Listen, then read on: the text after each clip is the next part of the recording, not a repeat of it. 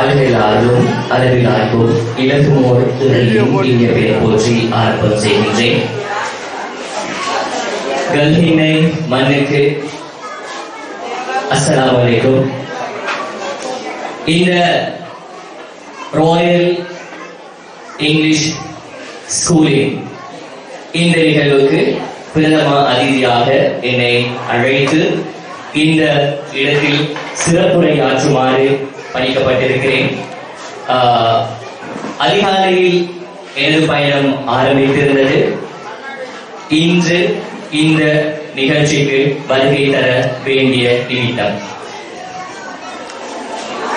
ஒரு அழகான மலைநாட்டு இதமான சூழல், அழகான காட்சிகளை கடந்து நான் வந்தேன்.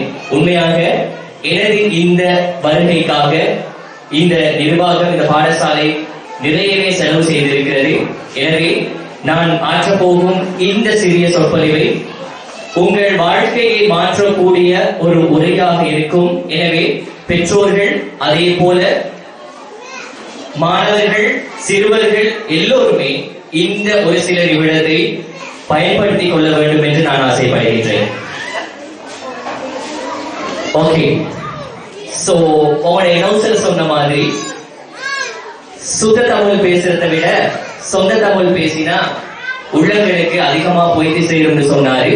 சோ நான் அதையே இந்த மேடையில ஒரு கருவியை எடுத்துக்கொள்றேன் உங்களோட உள்ளங்களை தொட்டு பேசுறதுக்காக. ராயல் இங்கிலீஷ் ஸ்கூல் இந்தியிலிருந்து எனக்கு தெரிஞ்சு இன்ஷா அல்லாஹ் ஒரு பிராண்டா மாறுறதுக்கு ஆரம்பிச்சிருக்குது.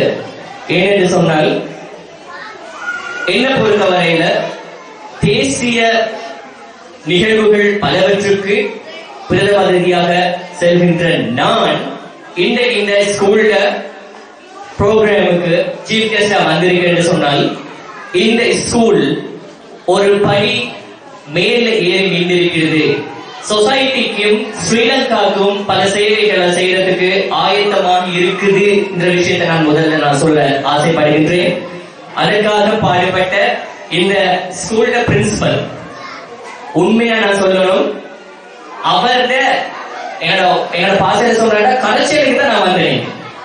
சரி, சோ என்ன பொறுத்தவரையில டிசம்பர்ல சொன்னா நவம்பர்ல என்னுடைய ஷெட்யூல் அப்படியே ஃபீல் ஆகும்.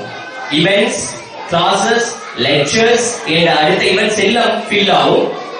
ஆனா இன்னைக்கு எனக்கு இந்த பிரைவேட் இன்ஸ்டிடியூட்ல, இந்த மீடியா காலேஜ்ல புதிய பேட்சோட நான் ஸ்டார்ட் பண்றேன். அதே மாதிரி நேற்று புதிய ஆபீஸோட நான் லான்ச் பண்ணேன். ஓப்பனிங் செரமனி இருந்துச்சு. சோ பிஸியான ஷெட்யூல். ஆனா ஏந்த பர்சனல், ஏந்த கம்பெனி, ஏந்த காலேஜ் ஈவெண்ட்டை நான் பின்னுக்கு தள்ளிட்டு ஏன் இன்னைக்கு இங்க வந்தேன்னு சொன்னால் உங்களோட பிரின்சிபல் எனக்கு கண்டெக்ட் பண்ணி பேசிய மேட்டர், ரைட்? சோ நான் அவரது முயற்சிக்கு கை கொடுக்கணும். அவர் பற்ற அந்த கஷ்டத்துக்கு பின்னால் சாதனை செஞ்ச ஃபீல் பண்ணணும்ன்ற ஒரே ஒரு ரீசனுக்கு தான் நான் இங்க வந்தேன், ரைட்? சோ அவங்க எனக்கு வெஹிக்கிள் அரேஞ்ச் பண்ணி என் ஏரியாவுக்கு வந்து பிக்கப் பண்ணி கூட்டிட்டு வந்துதான் அவங்களுக்கு உங்களுக்கு நிப்பாட்ட வச்சிருக்கிறேன். சரி, சோ இந்த பேச போற சில விஷயங்கள் மிக முக்கியமான விஷயங்கள் நான் பேசுறேன். ஏன்னு சொன்னால் இது மாதிரியான ஏரியாஸுக்கு இப்படியான சில விஷயங்கள் பேசிப்பட்டது மிச்சமே குறைவாயிருக்கும். எனவே இதெல்லாம் பயன்படுத்திக்கோங்கன்ற ஆரம்ப விஷயம் நான் உங்களுக்கு தரேன். என் பிரின்சிபலையும் இந்த நிர்வாகத்தையும் நான் விஷ் பண்ணி கொள்றேன். நெக்ஸ்ட், இந்த ஸ்டேஜ் எங்களுக்கு சில நேரம் பழகி போன ஸ்டேஜா இருக்கேன். ஆனா நான் அந்த இடத்துல இருந்து பார்த்து கொண்டிருந்த சில விஷயங்கள் யார் சரி நோட் பண்ணிருக்கிறோம் தெரியா? நோட் பண்ணிருந்தா ஹேண்ட் ரைஸ் பண்ணுங்க.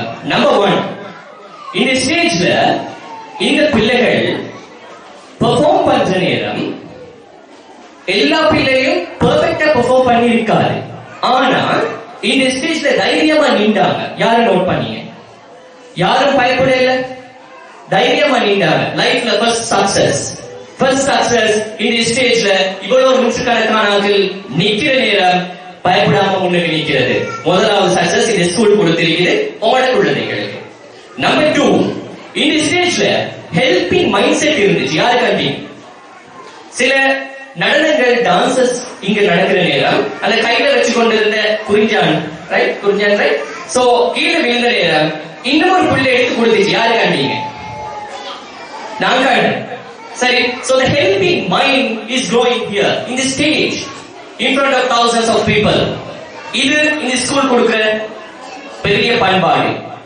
ஓகே, நெக்ஸ்ட் இந்த ஸ்கூல் பிள்ளைகள் இந்த பெர்ஃபார்ம் பண்றதுக்கு மிக காரணமா மிக முக்கிய ரீசனா இருக்கிறது நான் பார்க்கிறேன். முதலாவது இந்த ஸ்கூல்ல management, next the teachers. So it's not just thing ஒரு ஸ்டேஜ்ல ஒரு பிள்ளை ஆட வைக்கிறது, அந்த தாளத்துக்கு ஆட வைக்கிறது, பேச வைக்கிறது, அந்த பிள்ளைய கட்ஸா இந்த ஸ்டேஜ்ல வைக்கிறது not an easy thing, right? So behind every program huge கஷ்டம் உண்டு இந்த ஸ்டேஜ்ல நடந்திருக்கும். சரி, டீச்சர்ஸ் கஷ்டப்பட்டு இருப்பாங்க. சோ அந்த டீச்சர்ஸ்க்கு நாங்க எல்லாரும் சேர்ந்து ஒரு பெரிய கைத்தட்டல் ஒன்று கொடுப்போம். ஏடா they did their work here. Next, அந்த அளவு கேப்பபிளான கெபாசிட்டியான டீச்சர்ஸ் செலக்ட் பண்ணின இந்த school principal and the management group அவங்களும் மிக பெர்ஃபெக்ட் செலக்ஷன் பண்ணியிருக்கிறாங்க. எங்கட காலேஜ அடுத்த லெவலுக்கு கொண்டு போறதுக்கு இந்த டீச்சர்ஸ் பெர்ஃபெக்ட் ஆனாங்க. சோ அவங்கள நாங்க செலக்ட் பண்ணுவோம். செலக்ட் பண்ணின அந்த ஸ்கூல் நிர்வாகத்துக்கும் நாங்க கைத்தட்டல கொடுப்போம்.